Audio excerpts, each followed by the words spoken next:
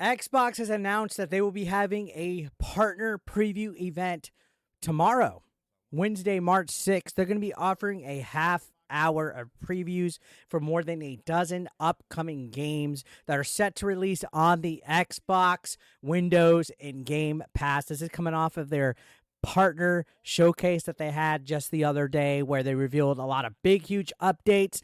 This last couple months have been pretty much Xbox worthy as far as trending topics go. People had all the concerns of, are they going into just becoming a software developer? Is Xbox ditching Game Pass? What's going on with all their first party titles going over to PlayStation? There was a lot of rumors, but they came out the other day and they clarified everything. Indiana Jones and Starfield will be staying exclusive to Xbox for the foreseeable future. Then we got the multi-platform games that have been announced, such as Hi-Fi Rush, Sea of Thieves, Pentiment. I always get that game wrong. Permanent, Pentinent, and then Grounded. So we had Grounded announced onto the Nintendo Switch, which I think that would be doing pretty good. So they're making pretty big moves in the gaming industry. If you're looking at it, this is a lot of uncharted territory. They've had a lot of ambitious plans as far as Game Pass goes. I think this whole multi-platform initiative that they're going on is quite interesting. You don't really see these big, huge companies ever try to take some of their IP and move it elsewhere, but they seem to have always had a good partnership with Nintendo. And if PlayStation is getting Xbox games, I don't see any issue with it. I know some people think this is a sign of the end, a sign of things to come, but as far as like nails in the coffin go, Sea of Thieves, Pendant, Permanent, whatever you want to call that game. I always get it mixed up. Grounded and Hi-Fi Rush aren't nails in the coffin, in my opinion. If Halo or Gears of War or even Forza or Fable were going to multi-platform, then I would say, hey guys, that's it. Xbox is soon to be gone, going the way of Sega. But then I told people, I'm like, you know what?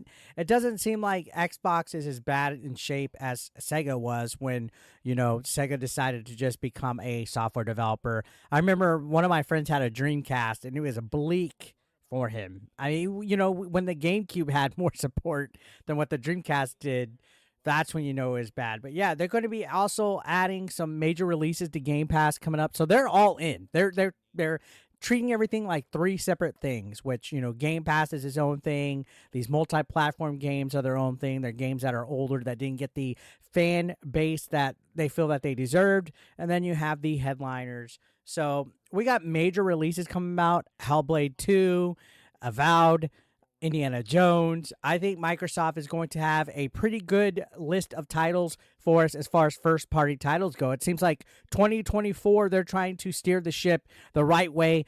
I'm excited for it. I'm team all games. I don't try to dedicate myself to be loyal to one brand at all, but I am excited to see what Xbox has going forward, especially when you're looking at the other companies. For a reason, PlayStation announced that they wouldn't have any major first-party IP games for the next year. Nintendo, they do have Princess Peach, Paper Mario Thousand Year Door. They just had Mario vs. DK come out, and they've kind of played their cards close to their chest because they're in year 7. Literally 2 days ago, we had the 7th anniversary of the Nintendo Switch, so we don't know what's going on. So it seems like at this point, Xbox is putting more games out on the Switch and the PlayStation than Nintendo and PlayStation can at this point in time. So I like these upcoming events. It seems that it's a good thing that Xbox decided to have this partner preview so soon after their partner developer direct, whatever you wanted to call it. Almost like they're taking a page out of the two other companies. They're trying to be a little bit more transparent. They're trying to get this hype. They're trying to show people that they have plans and that they're not trying to be radio silent. And I feel it's refreshing out of Microsoft's behalf. Usually it seems like they're a step or two behind, but it seems like they're being a bit proactive. It's going to be a half hour of previews, about a dozen games. Now, it's probably more than likely going to be stuff that we already know, stuff that we've already seen, teasers, and it's going to be like some extended gameplay of some of these games, which honestly, I think some of the games that they've announced definitely need it. Now, it will be broadcast on its YouTube channel and Twitch channel for Xbox. So if you want to watch those, they come out later as well. I believe the start time will be at 1 p.m. Eastern, which is good in my book. RGT85 had a funny line the other day in regards to Nintendo having their showcases really early, like the Pokemon Direct. I'm glad I didn't wake up for that.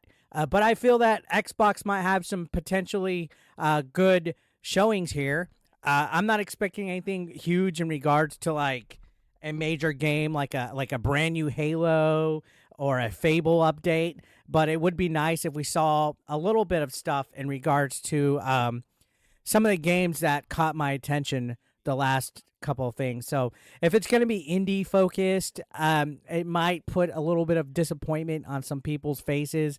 But I do feel that you got to keep in mind they're probably going to give us an update on something happening with Game Pass, the Activision Blizzard situation after that acquisition. The plan is that they're going to start putting a lot of those games out there. I mean, they just dropped the news that Diablo would be coming to Game Pass. That's pretty big. So what other Activision Blizzard announcement could they make in that regard? I'm excited to see what's happening. Predictions, I don't really have any. To me, when I see preview event, it's just going to be updates of stuff that we already know. Maybe they'll toss something in there, or maybe they'll have a new Game Pass announcement, but don't expect any updates for Fable or Elder Scrolls 6 or anything like that. I think they're going to play it safe and just give us an update of what's coming out soon.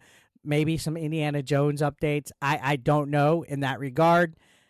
It's kind of been ambiguous, just like a 30-minute preview. So I'm thinking it's going to be a lot of trailers, to be honest. I don't think we're going to have anybody out of like the big brass coming out and talking the future of Xbox. That's what the business update was the other day. So, I mean, we had the developer direct, we had the business update, and then we had this new preview coming out. So Xbox is busy in 2024.